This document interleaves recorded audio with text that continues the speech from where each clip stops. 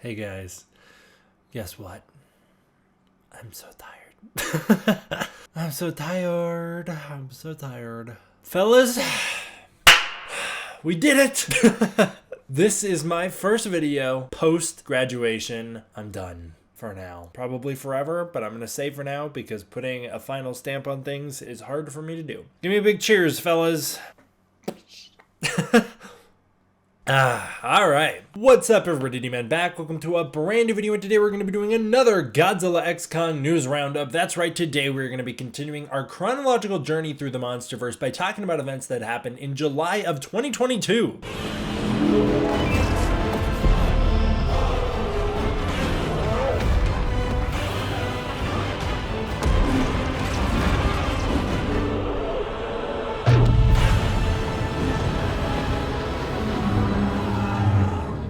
This is a good one. This one is some fun stuff. We've got good stuff today. Yes, I have graduated college. Things in my life have not slowed even a millisecond, so I have no idea when I will have time to start doing things that I want to do. But I've got some weird and brand new and exciting things that have shown up very abruptly into my life, and so I'm gonna be excited to go try these things out. In the meantime, I'm gonna do my best to keep making content for you guys. And really quickly, I can't share the work that I've done in school just yet. I will have to wait until a little while because I want to get the stuff into festivals and try and get it out into the world through proper means before releasing it onto YouTube. But I would like to share a teaser for a project I worked on because it was inspired by something related to this channel that is very niche that I don't think many people are going to know about. So I want to give a teaser to a song that I wrote. This is the theme song for my most recent film, my final senior thesis film, my final thing I've done in college. I'd like to give a teaser to part of the soundtrack for that just because I think it's cool and it's semi-related to the channel. And for anybody who gets what this is, for anybody who gets where I pulled the inspo from and what inspired the movie, make sure to comment it down below. I would love to see how many people can get this right because it is a pretty niche thing that I'm not sure many people are going to know about. But here you go.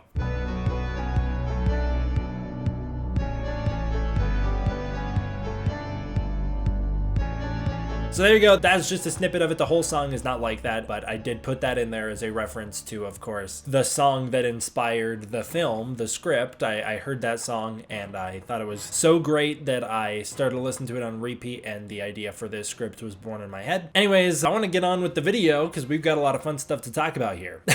Okay, in this one we're going to be picking up pretty much where we left off in the last video. So if you remember the last Godzilla X Kong news and updates we did, I don't remember, did I release it before or after the title reveal? I'm not sure. But where we left off, they were about to start filming the movie, and so now we are going to be able to talk about that. Before we begin, it's time to talk about some art. These first two pieces were sent to me by an anonymous subscriber. They are his redesign of Space Godzilla. Now, I'm not totally sure, I can't remember if these are supposed to be the MonsterVerse version of Space Godzilla or if they're just Space Godzilla in general. I really like this purple one. I like the scratches on his face. That's a really cool touch, but I like the purple one because I think purple's a great color. Of course, Space Godzilla does have a bit of a purplish color palette already, but this is, I think, a much more grounded Space Godzilla design, and honestly, to some degree, I like the approach much better than the Space Godzilla we got because it's a little more in line with the Godzilla we know. But the next image he drew is absolutely incredible and right up my alley. This weird, like, almost Legion-esque fleshy monster where you've got these big tendrils coming out the back, and now we're seeing more of the traditional Space Godzilla details like the big shards on the shoulders and the tail. It's a great touch with the tail. It looks great. And I love the flesh ripping apart through here. This is, I'm sure, what many would call like a Shin Space Godzilla. But overall, I just love it. I'm a big fan of fleshy monsters. I'm a big fan of body horror, and so I think this is right up my alley. I wanted to show this off because I thought it was a really, really neat, unique take on the character. Okay, next up, this comes to us from Chris Willett117 on Twitter. I cannot remember, maybe I did, or maybe I am being egotistical. I cannot remember if this was drawn because of something I said. I know in previous videos when we were talking about Kong getting an axe in Godzilla vs. Kong, I was saying it would be interesting if Kong could wield lightning like in the 62 movie with the axe, and then you'd get a bit of a Thor situation going on. I'm not sure if this was drawn in response to me saying that, but Chris did tag me in these photos. You have the original one where he drew the lightning coming down behind Kong, and then he did a more revamped one where the lightning is actually striking the axe, and you get a bit of it coming out of Kong's eye, which is a great touch. Love that stuff. And eventually he did color it, and this is it's just so amazing, so apocalyptic and powerful and incredible. I really hope if they're giving Kong the axe again in the new movie Godzilla X Kong, that if there's some some weird manipulation we can go through to give Kong his lightning powers. I hope we get a moment like this in the film so that we can get a bit of that like Thor vibes with Kong himself. Of course, King Kong was a lightning god in the 1962 film, which I've always thought was a super incredibly interesting interpretation of that character. So I would be very interested in seeing something like that return again for the MonsterVerse, especially because the MonsterVerse has now gone full-fledged fantasy with the Hollow Earth, and there's really no coming back from that. So I say we either play into those elements or we've made a mistake, and this would be a way to play into those elements in a way that would still feel grounded enough to not break my suspension of disbelief. And I'm sure if they did something like this, many audiences would just go along with it because it's familiar visuals to superhero movies, and again, we're playing into the fantasy elements of this character now. Okay, next up, Gormoru reminded us of something that we all fortunately forgot about, but I'm going to remind you as well. The 2019 Taiwanese Godzilla chicken. This was made for Godzilla King of the Monsters as a tie-in, and I just think it looks absolutely disgusting. I don't know why anybody would choose to eat this. It looks charred and looks dirty and gross and like it would taste burnt, but maybe it tasted incredible. Maybe you could taste the radiation flowing through and poisoning your blood as you consumed it. I don't know,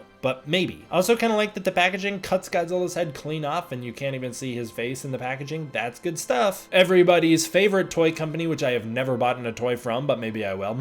Hiya Toys revealed their Rodan. This is an incredible figure. I love it. It's articulated. It has a 15.74-inch wingspan. Incredible stuff. It has 16 points of articulation. I think it looks amazing. It's 5.23 inches tall. It's bigger than the SH Monster Arts and NECA Rodans, and I believe it has more articulation and capabilities than the NECA and more bendability than the SH Monster Arts, which gives it the edge on all of those. From these images that we see here, he's looking amazing. This is another one of the Rodans that goes for it in a way that I wish more Rodan figures did. They give him the lava aesthetic. His eyes look great. I love the little red beady eyes. That's incredible. But I also appreciate that they've given him the lava texturing and paint job that he really should have, because there isn't a scene in the movie that he doesn't have this going on, and yet for some reason so many of the toy companies do him as just the standard red Rodan, just like we've always seen since the Showa era. However, that's not what this interpretation of the character was. He was kind of a volcanic monster. It was like he had been soaking up so much lava in that volcano for so long that it became his blood, and you could see it flowing through him. I loved that interpretation of him, and I love that Hiya has gone for it here. I think this figure looks incredible, and I hope someday I can pick it up. Of course, the MonsterVerse Rodan is my favorite design for Rodan. I really love the MonsterVerse interpretation of Rodan. It's my favorite, my second favorite being the original Rodan from 56. I'm just the classic Rodan guy, and this Rodan felt the most classic to me with also the coolest spin. I'm not a Fire Rodan guy. I don't like that version of the character. This feels like Rodan to me, and I love it. X Plus revealed their gigantic series Kong 2021. Now, this is a giant sculpture, just like all the other X Pluses, but I wanted to show him off because he was revealed at, I believe, like a Wonderfest or something like that, just a toy convention. We only get to see the model of it, so we don't get to see the fully rendered thing, and I'm sure I'll talk about it again when the official thing goes on sale and we get pictures of him all painted up. But he looks great. I love how beefy he is. I love the way he poses next to the big Godzilla 2021. Maybe that's the 2019, I can't tell. I love it. I love his pose. I love his anger. I love him roaring up into the sky. I like his sculpt. I think he's got great, phenomenal detailing all throughout. You can see him here in a wide shot, scaling against the gigantic series Godzilla, and he's also bigger than the normal Ghidorah behind him. I just think he looks incredible, and I'm very happy they did that. I also think it's very silly how big and wide he is, because of course they're trying to scale him up with the big, wide, gigantic series 2021 Godzilla. So they've stretched him out and made him look a bit bulkier. Like, I feel like this Kong punches much harder than the one in the movie. I feel like this Kong is a bit harder to take down than the one we see in the movie, which is a bit more slim than this. But either way, I like it. He's like a tank, and it's cool. KDM posted another production update for Godzilla X Kong. There's not a ton I want to talk about here, but basically Godzilla X Kong's new editor is John Schaefer. He is returning from the edit from Godzilla vs. Kong, so we have the same editor. The art department now has concept art being done by Michael Myers, Raj Rahal, and Matthew R. Cunningham. Michael Myers is such a kick-ass name. And the VFX supervisor was confirmed to be Alessandro Ornero. He was the VFX supervisor on Ant-Man and the Wasp, The Meg, and Ghostbusters Afterlife. Now, at least Ghostbusters Afterlife and The Meg looked incredible. Ant-Man and the Wasp, I cannot remember. I think Ant-Man and the Wasp, the first Ant-Man and the Wasp, looked pretty alright. If I'm remembering correctly, that one looked good. So I think we're in good hands here. Alright, Godzilla X Kong begins filming. This is a public film shoot happening in Australia on the Gold Coast. I've talked about that in the previous video. But here we get to see the actual production begins. We have set photos of them actually filming the movie. movie, and there's some weird stuff going on. So to begin, we see a cameraman with this ginormous camera. Oh my god, that thing looks so heavy. I hope his back is alright. The person in this picture, I believe, is going to be one of these two people. This is either Ben Searson, who is the cinematographer on Godzilla vs. Kong, or this is our first assistant cameraman, Simon England, who was also the cameraman for Godzilla vs. Kong, so a returning crew as well. Then we have some photos of the Gold Coast beach being turned into Rio de Janeiro, so that's where they are set in the MonsterVerse movie. They are in Rio, and they've turned this beach into a big popular attraction where it looks like a lot of tourists are going to be hanging out in the movie, and then they all begin to run away from something, and this was posted with KDM's caption, "Something is coming out of the water." Now, what would be coming out of the water? Godzilla. That's right, I think we have a Godzilla attack captured on camera here. I don't think Godzilla is going to be attacking. If I had to guess how this is going to play out in story, I believe it's going to be a fake out. Given that mostly the public would be on shaky ground with Godzilla following Godzilla vs. Kong, I think what we are seeing here is a very traditional, very standard Godzilla moment. Public is on the beach having a good time. Suddenly Godzilla rises up out of the water, starts coming towards shore, and people start sprinting. Oh my god, this is scary. Bad things are coming. But I don't think so. I don't think Godzilla's here to cause a problem. Maybe it's going to be a bit more of a reference to Junior in Godzilla vs. Destoroyah. Of course, Adam Wingard loves Godzilla vs. Destoroyah and has talked about how that movie is an inspiration in the past. So maybe we'll get a bit of a reference to that here with that scene where Junior's on the beach. I do think Godzilla is going to make landfall, as we will talk about, but I think they're going to play it as a mislead. Like, oh my god, it's a big Godzilla attack, but then he's going to be very docile and peaceful. He's not going to touch humanity. This is just a guess. I think he's not going to touch humanity, and then I think there will be another monster revealed to be either sleeping or awakening or coming up from the Hollow Earth that Godzilla is actually going to attack. I think he is here on official business as a good guy, and I think he is going after a bad guy, and he is trying to save the day, not hurt people. That's my guess. Of course, I could be wildly wrong. This could be an enemy sent up from the Hollow Earth, maybe by the new evil Kong, as a way to attack the populations on the big surface, and Godzilla maybe will show up and try and save the day. I do think Godzilla is going to be involved because this is the surface world, and that's Godzilla's dominion, but I don't think it's going to be a situation where it's like Kong walking around or something like that. I think this is either going to be Godzilla himself coming out of the beach to save the day, or an evil monster coming out of the beach to attack things that probably Godzilla will intercept to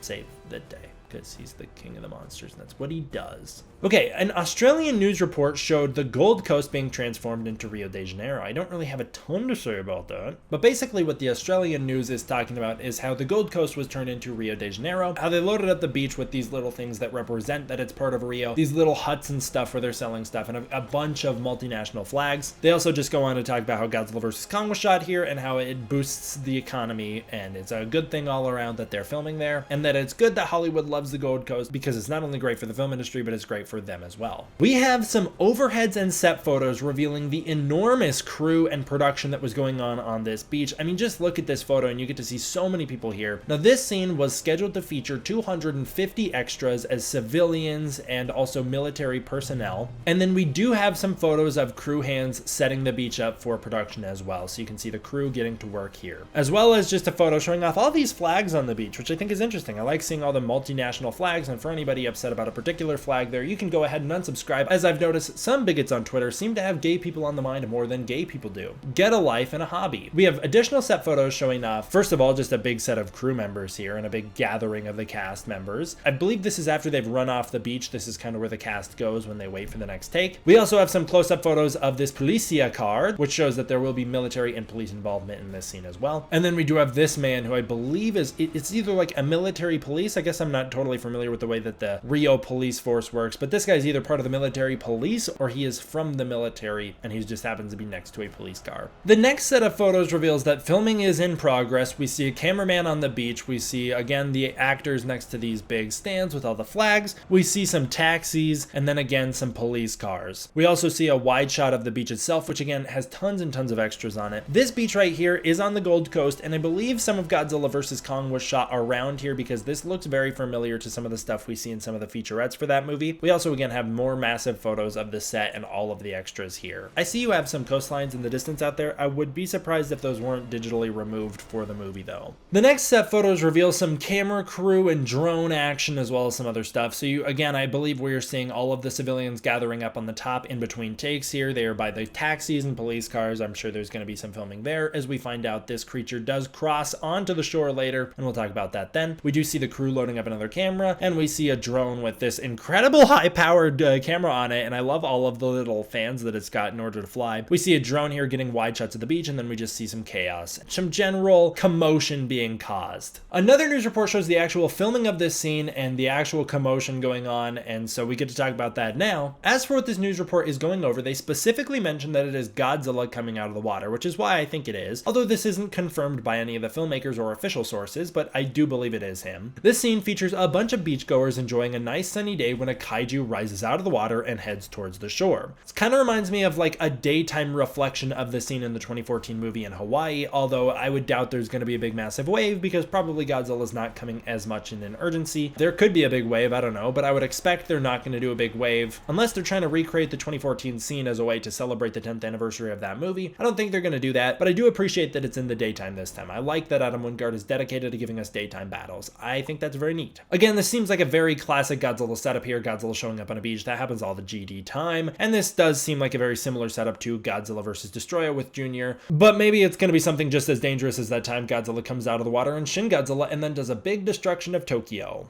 I don't know. But I like it. I like what we see here. Additionally, a BTS video was revealed showing an uncut, unaltered by the news version of what was going on here, where we get to see the full take play out. We hear a man yelling through the big megaphone. I believe that's going to be the assistant director yelling out, telling everybody what's going on. This BTS video reveals a bit more of the context to this scene. So as we understand it now, something happens in the distance that makes everybody look up into the sky. Maybe that's just where Godzilla's head is for eyeline, but maybe it's like an explosion or a plane flying past or something. I don't know. I would imagine what's going to be happening is Godzilla's going to show up on the beach, rise up out of the water, and then start walking towards them, and they're all going to be looking up to where his head is. Then they all start to run away in terror. From what I'm seeing here, this moment really doesn't feel like it has much time to breathe, which makes me think this is happening very quickly. Like they are reacting to something happening instantly. Whoever comes up out of the water, there was no warning. He just appears. Maybe I'm wrong and we're starting this video mid-take and there's going to be this big, long, suspenseful build up to what's happening. I don't know. That could be the way it's revealed in the movie. But given the way that Adam Wingard likes to edit his movies and given the way that the pacing was for Godzilla vs. Kong, I'm going to expect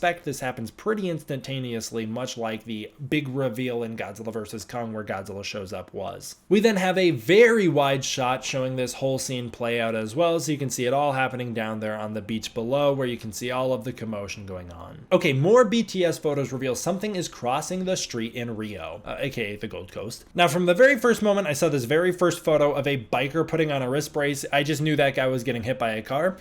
Once you see a biker with padding, you know that a stunt's about to happen. We see lots of onlookers looking up in horror and running away. So again, I think it's going to be they're looking up at Godzilla as he's coming towards them or as he's literally crossing over them. I don't think it's going to be a flying monster or anything like that. But we see lots of crew members. We see this as another massive crew. They're also blocking off a lot of sun here because they want it to be even lighting. That's what they're doing there. And then the biker goes in and they start to film him and this whole big commotion starts to happen. I like, again, seeing that there's lots of tourists from what looks to be lots of different countries here looking up in horror at this situation, making it feel much more massive in scale than before. I also like seeing modern movies where we get lots and lots of extras because I feel like a lot of movies kind of skimp on extras nowadays and are mostly filmed in like the volume where it feels like there's nobody actually interacting with anyone. And I like that we're not doing that here. And then as the chaos occurs, the biker does in fact get hit by the car. We all knew it was coming. We have a bit more context to that later that we'll talk about, but that comes from a BTS video. Our next set of photos shows massive crowds gathering, lots of crew members, people carrying fruit across the street, tons of cameramen, lots and lots of camera crew. Again, more general scenes of either the crew setting up for this take, or we see pictures of like actors freaking out, extras freaking out. I'm seeing a lot of people being directed by probably assistant directors, and I don't see Adam Wingard anywhere around here. So I'm wondering if he's like in Video Village or if he just wasn't there. I don't know where he would be. We have some photos just showing off the production design that is still doing the whole Rio of it all.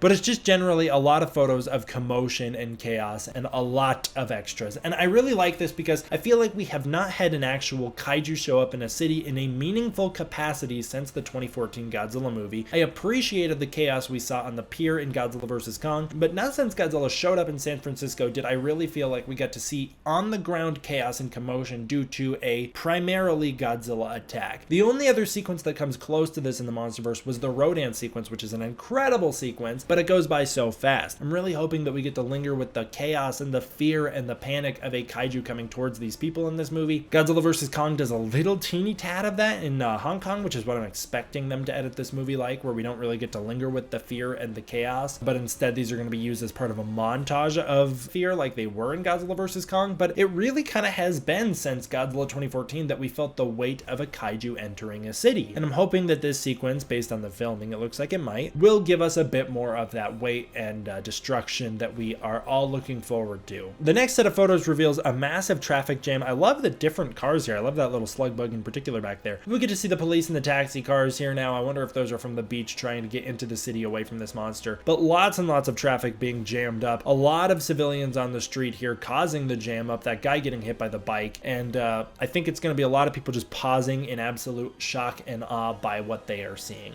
BTS videos actually reveal them filming this scene, and there's some fun stuff we see in it. A group of people walking is taken off guard by something they see in the sky. They all look up towards it and then slowly back away in shock again. I don't think they're looking up towards a flying kaiju. I believe flying kaiju are probably much quicker than this. I think they're all looking up at Godzilla. I really do think it's going to be Godzilla. And then chaos starts to occur as people really start to freak out and panic, and then of course the biker gets hit by the car. He actually is the one who hits the car. The car appears to mostly be stationary by the time he runs into it. I'm wondering if they're going to re-edit the scene in the movie to make it look like the car drives into him, but as we can see here on filming, he just hits the car himself because he's too distracted by what's happening. But I like the way he rolls off of it, and then that little stunt guy gets his little awesome moment. I think stunts are always cool, and I love when stunt people get to show off like that. It's not a really crazy or overly elaborate stunt, but it's still neat. The final BTS video here shows the crew gathering in the street. We get to see it's by this massive hotel. We get to see a bit of these photos in action where these people are in shock. We see them actually blocking off the street and filming just other insert shots of like the driver in the car and then the people running away. And then it's also got a little montage of a lot of the chaos going on that day. So the people on the beach running away, a lot of the camera crew in position, them doing some big lighting effects, and then just the crew setting up between takes. I've got all of this stuff linked down below so you can go check it out for yourself. Now, one thing I'd like to talk about that I think is going to go unaddressed in this movie, but it's that the people of Rio should not be reacting as if this is the first kaiju they've seen. I don't know if the MonsterVerse is going to be as considerate as I am in remembering the continuity. I hope that they do. I hope they remember that this would not be the first time Rio has had a big kaiju do a big destruction. If you remember, Rio was already involved in the MonsterVerse. Behemoth was originally housed in a Monarch containment facility under a cave in Rio. During Ghidorah's alpha call, the switch was sabotaged to kill Behemoth, and he got free going on a rampage in Rio. This is where the footage of his destruction from Godzilla King of the Monsters comes from. Madison, of course, eventually lures him away from Rio, but not after he's done some big damage. Rather than returning to Rio, Behemoth heads north for Brazil after King of the Monsters, where he begins to restore rainforests until he's eventually attacked by Amalok. Godzilla shows up, saves the day, and tells the Titans to go to sleep. They all get sleepy and go underground and do what he says. My guess is that they're not going to touch on the Behemoth attack, and they're not going to touch on the Titan radiation that he surely would have left behind. Maybe Rio's going to be fully rebuilt. Maybe they will. Maybe they'll be like, oh, that was a weird time of our lives, but we rebuilt. And then Godzilla shows up and he's probably going to fight another monster, or he's going to be looking for another monster. If he doesn't fight another monster, he's going to be looking for one. I'm also going to guess, maybe I'm wrong here just because it might piss off a